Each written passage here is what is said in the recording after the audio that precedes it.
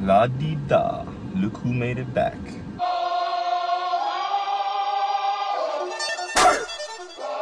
Yes, I am back.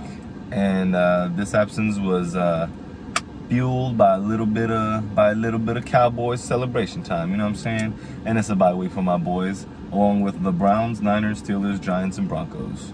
And without further ado, let's get the rest of the Week 9 matchup game picks out the way. All right, so let's start with Thursday Night Football. It's Thursday. I might as well go ahead and do it. You know what I'm saying? The damn Eagles and the Texans. Game's in Houston, so I don't see the Texans really doing much. But you can be sure Philadelphia, like they did against Pittsburgh last week, is going to show how dominant they are. They're playing a team that's not as good as them. They should handle business. I'm going to go Eagles 34, Texans 13. And I got the following game. Now we go over the Sunday games. We got the Packers at the Lions. So both these teams are in the same division. They both lost a lot of games. The Lions somehow, some reasons, traded one of their best offensive players, young studs, T.J. Hawkinson, to the Vikings. I don't know why. The Packers have played the Lions. Always have beaten them a lot in the last years, so kind of don't expect the Lions to break their losing streak right now. And I think the Packers need to win a game, otherwise they're also looking ugly. But I think the Packers got the better defense and will probably come out on top in this one. I'll say the Packers will win this 31-27. Actually, I'm gonna go 30-26. Dolphins at the Bears. Dolphins traded for Bradley Chubb. The Bears traded for Chase Claypool, but also lost Roquan Smith. So after the trade, it honestly looks like the Dolphins are set up to take a huge step. They're in a competitive division. They're the third in the AFC East, surprisingly, behind the Jets, and then of course the Bills, which are the powerhouse team in the AFC right now. Dolphins are at Chicago. It could get scrappy, but Dolphins got a better defense than Chicago. Chicago coming off of a tough week. I think the Dolphins will barely get this one. I'm gonna say 24-20. So now we got the Colts at the Pats, and the Colts listed Jonathan Taylor didn't practice yesterday or today, I think. So they might have to start a rookie at running back because they traded Nyheim Hines. The Pats, obviously, Belichick's not fooling around with his quarterbacks anymore. Their defense is legit. Matt Judon, a force of nature. And it's in Foxborough. I don't really bet against Bill Belichick in Foxborough. The Colts are going to have play a mistake-free game, like no penalties, no turnovers to pull this one out. So I don't think they're going to do that. So I got the Pats winning pretty handedly, 23-13. So we got the Chargers at the Falcons. This might be my upset alert of the week, but I don't think the Falcons, they're at home. The Chargers are coming off of a bye. A lot of teams play sloppy when they come off byes for some reason. But I don't think the Chargers are gonna take the Falcons lightly. They came off of a win where they almost lost to the Panthers, which is not the best team. So I think the Chargers will come out and actually hold their ground. The Falcons are going to be more energized early, but I think the Chargers are going to make fewer mistakes. Surprising. I hope, like I said, coming out of the bye, I expect them to make mistakes, but I think they're going to make fewer than Atlanta. Turnovers, penalties, all that goes into mistakes. So I got the Chargers winning a close one here, 28-25. All right, Bills at the Jets. Like I said, the AFC East is pretty good right now. This is the first time they meet all year. The game's in New York. The Bills have, Josh Allen. They just got Nyheim Hines. The Jets, they lost Breece Hall, but they got James Robinson from the Jaguars. And, Zach Wilson when he has to pass a lot, that's when he kind of gets exposed, I would say. So I think the Bills can generate enough pass rush and shut down the Jets. The Bills can generate enough pass rush, shut down the Jets' run game, and make it a game where they're in control. I do see the Jets having more time of possession, but I still see the Bills handedly winning this one. I'm gonna say 30-16. All right, now we got the Vikings at the Commanders. This is actually going to be my upset alert. Now, obviously, the Commanders are in the same division as the Cowboys. I don't like them, but hey, I called them. I called them beating the Colts last week in my invisible video that I didn't make. And the Vikings honestly haven't played that much great competition. Not knocking them, but most of their wins have been quiet, under the radar. You know, they beat the Cardinals, but they're very inconsistent last week. They were in control of that game. Cardinals can't really stop the run. They have Dalvin Cook. Commanders can stop the run. So this is my key to the game. Commanders got a great front seven.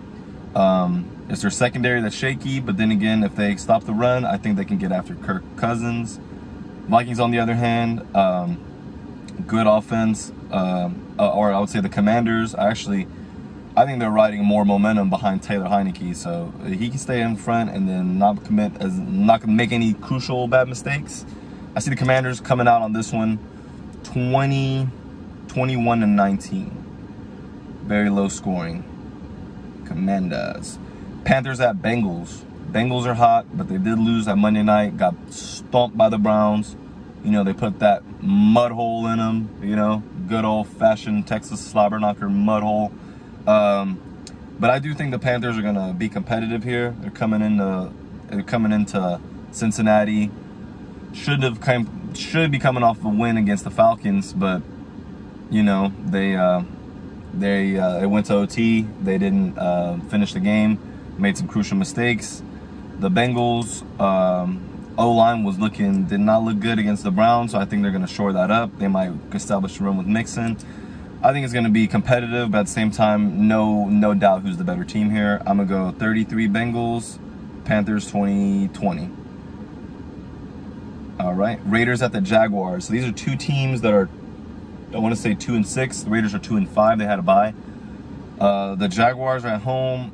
I think the Jaguars are going to win. They kind of need a win. The last time they won was when I predicted them to beat the Chargers. I think they're going to win here because the Raiders are just not that good. I don't really trust their... they're just inconsistent. I'm not sure what they got going on, but I know the Jaguars are young, they're hungry, and you know they were close to beating the Broncos last week, and this is against another AFC West opponent, one that doesn't have as good a defense. And I think Travis Etienne can really find the holes in this Raiders defense. So I'm going to say the Jaguars 27, the Raiders 20, Raiders 23. 27-23, Jacksonville. All right, Seahawks at Cardinals. Now, these teams already played 3 weeks ago, I believe. The Seahawks beat them.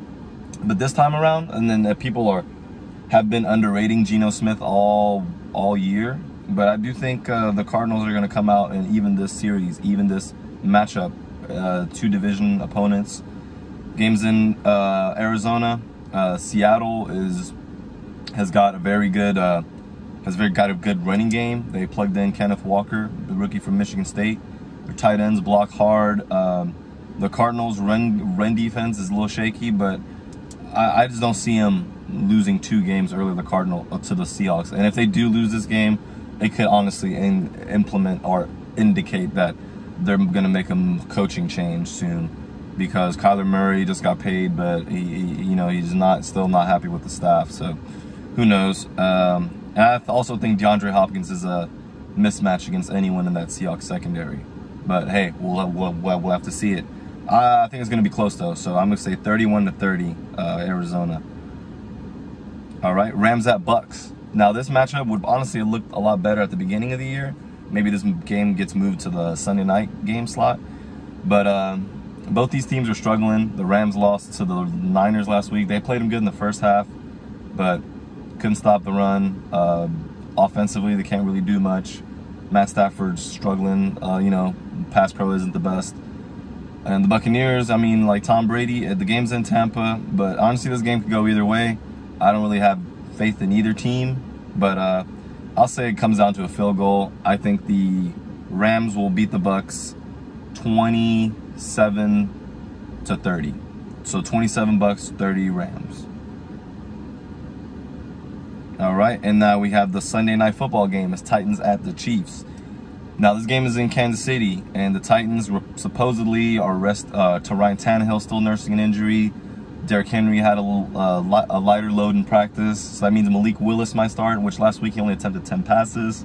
Chiefs are actually a lot better defense than people will give him credit for. I can see him shutting down Derrick Henry and then forcing Malik Willis to pass. And offensively, there's no missed beats with the Chiefs, I believe. So, if anything, I've seen them play worse indoor than they have outdoors. So, honestly, I see this game being fairly won by the Chiefs. I'm going to say 37-16. And then Monday Night Football is Ravens at the Saints. So the Ravens just acquired Roquan Smith in the trade. The Saints beat the Raiders 24-0. I know they're feeling good about themselves because they honestly should have beat the Cardinals Thursday night a week before.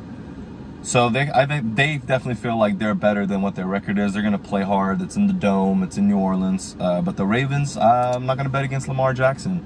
And I can see this also being a very close game. So to finish off the week, I'm going to say this game goes to overtime. And the Ravens will score a touchdown in overtime and put the game away. I think they changed the rules now to where they can get a chance to score, to redeem, but I don't think so. I think it'll be, I got the Ravens winning 33-27 in OT. You know, can't count him out. Lamar Jackson is the truth. He just needs to play smart, play safe. Rashad Bateman's out with season-ending foot injury, but they still have Devin Duvernay. They got Gus Edwards back from injury in the backfield, J.K. Dobbins, Mark Andrews, OU.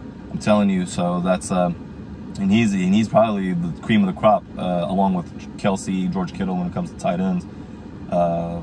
He's that good. So that wraps up week 9, ladies and gents. Thanks for tuning back in. Be back on this more consistently. The game picks are fun. I love to see people post their scores and their predictions in the comments. You know, feel free. You know, it's just a guy here predicting scores. So, you know, whether you like it or not, give it a thumbs up, give it a subscribe, and then catch you guys at the end of at the beginning of next week. Y'all.